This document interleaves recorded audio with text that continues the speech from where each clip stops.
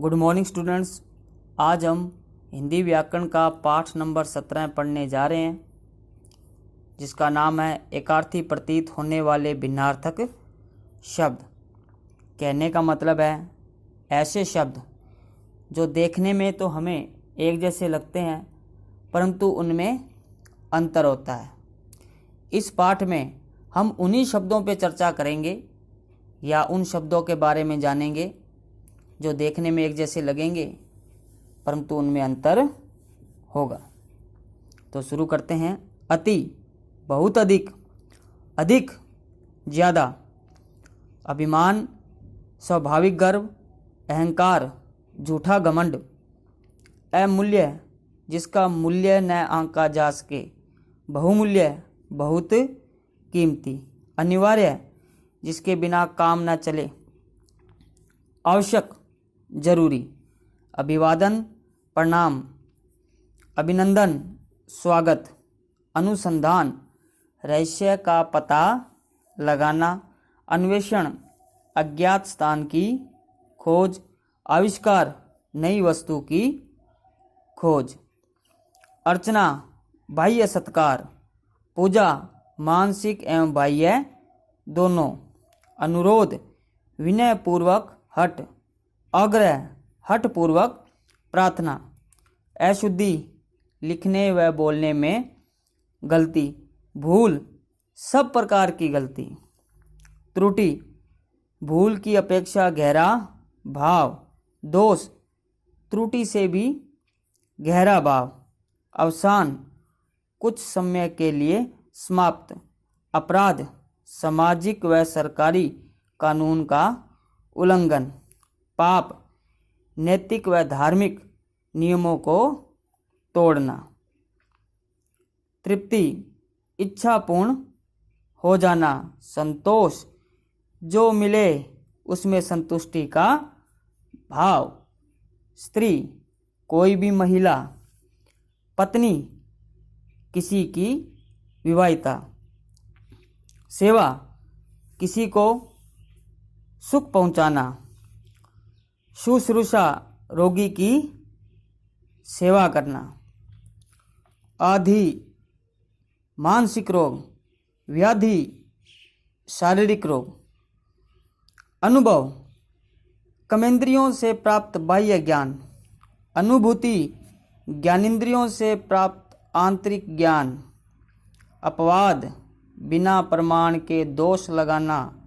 और निंदा, तथ्यों के आधार पर दोष लगाना। ग्रंथ, महत्वपूर्ण पुस्तक, जैसे आपकी गीता है, कुरान है, बाइबल है, ये ग्रंथ है। पुस्तक, सामान्य पुस्तक, जो आप क्लास में पुस्तक पढ़ते हो। सभ्यता, भौतिक उन्नति अर्थात रहन सहन व्यवहार। संस्कृति, आचार विचार या जीवन मूल्य। आगे है भय, डर, आशंका, बुरा होने की संभावना। संपत्ति, धन, वैभव, ऐश्वर्य या धन का उपभोग। उन्नति, ऊपर उठते हुए विकास। प्रगति, साधारण विकास। उपहार, किसी अन्य को दी जाने वाली भेंट। भेंट, बड़ों को दी जाने वाली भेंट। काल, समय की सत्ता। युग, समय की सीमा। कारण, कार्य संपन्न करने का साधन। हेतु, उद्देश्य। ग्लानि, स्वयं के प्रति अरुचि। घृणा, दूसरों के प्रति अरुचि। तंद्रा, ऊगना यानी कि झपकी लेना। निद्रा, गहरी नींद। परामर्श, सामान्य सलाह।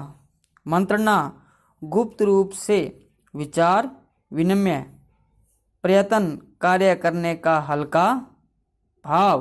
प्रयास, अत्यधिक प्रयत्न। आगे है प्रेम, सामान्य अनुराग।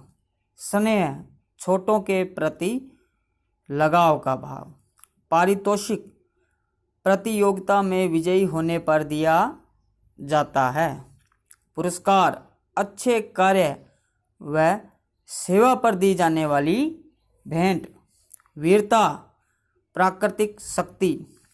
साहस भय रहित शक्ति। संदेश व्यक्तिगत सूचना। सूचना विशेष घटना का समाचार। धारणा विश्वास विचार मंतव्य।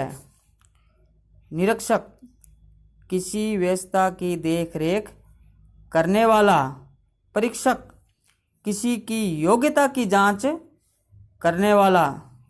मृत्यु आम आदमी की मौत। निधन आदरणीय व्यक्ति की मौत। ईर्ष्या दूसरों की प्रगति देखकर जलन करना। द्वेष दूसरों की प्रगति देखकर शत्रुता करना। आकार बनावट या डोल। रूप आकृति या शक्ल। आचार व्यक्तिक आचरण व्यवहार। सामाजिक आचरण उदाहरण नमूना प्रस्तुत करना। दृष्टांत उदाहरण निर्णय फैसला। न्याय सत्य असत्य प्रकट करना। स्तुति यश वर्णन करना। प्रशंसा बड़ाई करना। हत्या प्राण लेना।